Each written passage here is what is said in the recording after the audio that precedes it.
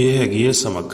ਇਹਨੂੰ ਅੰਗੂਰੀ ਵੀ ਕਹਿੰਦੇ ਆ। ਕਣਕ ਨੂੰ 2-3 ਦਿਨ ਪਾਣੀ 'ਚ ਭੇਂ ਦਿਓ ਅਤੇ 2-3 ਦਿਨ ਕੱਪੜੇ 'ਚ ਲਪੇਟ ਕੇ ਰੱਖ ਦਿਓ। ਅੱਛੀ ਤਰ੍ਹਾਂ ਸੁਕਾ ਲਓ ਅਤੇ ਇਹਨੂੰ ਗ੍ਰਾਇੰਡ ਕਰ ਲਓ। ਬਿਸਮਿਲ੍ਲਾਹਿਰ ਰਹਿਮਾਨਿਰ ਰਹੀਮ।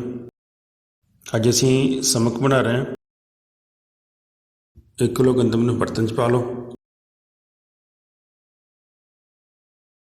ਅਤੇ ਉਹਦੇ ਵਿੱਚ ਪਾਣੀ ਪਾ ਕੇ ਅਤੇ ਇਹਨੂੰ ਅੱਛੀ ਤਰ੍ਹਾਂ ਹਿਲਾ ਕੇ ਧੋ ਲਓ ਤਾਂ ਕਿ ਅਗਰ ਮਿੱਟੀ ਵਗੈਰਾ ਹੋਵੇ ਤਾਂ ਉਹ ਨਿਕਲ ਜਾਏ।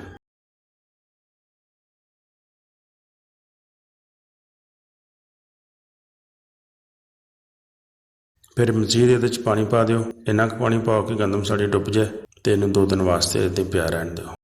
ਹੁਣ 2 ਦਿਨ ਹੋ ਗਏ, ਗੰਦਮ ਦੇਖੋ ਕਾਫੀ ਨਰਮ ਹੋ ਗਈ ਹੈ।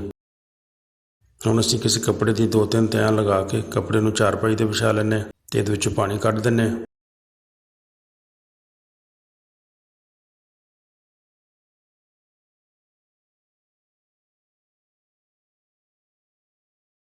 ਗੰਦਮ 'ਚ ਜਦੋਂ ਪਾਣੀ ਨਿਚੜ ਜਾਏ ਅਤੇ ਕੱਪੜੇ ਨੂੰ ਚਾਰੋਂ ਪਾਸਿਓਂ ਫੋਲਡ ਕਰ ਦਿਓ।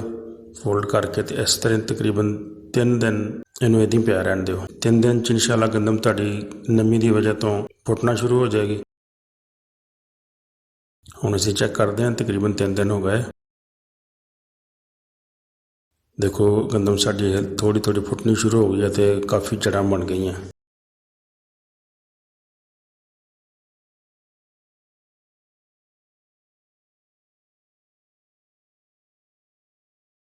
ਹੁਣ ਇਹਨੂੰ ਇਸ ਤਰ੍ਹਾਂ ਹੀ ਕੱਲਾ ਕਰਕੇ ਅਤੇ ਕੱਪੜੇ 'ਤੇ ਫੋਲ ਦਿਓ। ਅੱਛੀ ਤਰ੍ਹਾਂ ਗੰਦਮ ਨੂੰ ਹੱਥ ਨਾਲ ਹਿਲਾ ਦਿਓ ਅਤੇ ਇਹਨੂੰ ਸੁੱਕਣ ਦਿਓ। 2 ਦਿਨ 'ਚ ਅਗਰ ਧੁੱਪ ਜ਼ਿਆਦਾ ਹੈਗੀ 2 ਦਿਨ 'ਚ ਸੁੱਕ ਜਾਏਗੀ।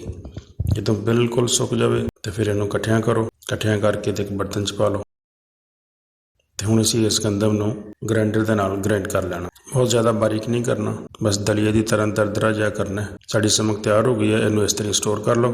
ਜਦੋਂ ਵੀ ਤੁਸੀਂ ਸੋਨਾ ਵਾਲਾ ਬਣਾਉਣਾ ਹੋਵੇ ਤਾਂ ਉਦੋਂ ਤੁਸੀਂ ਇਹਨੂੰ ਇਸਤੇਮਾਲ ਕਰ ਲਓ।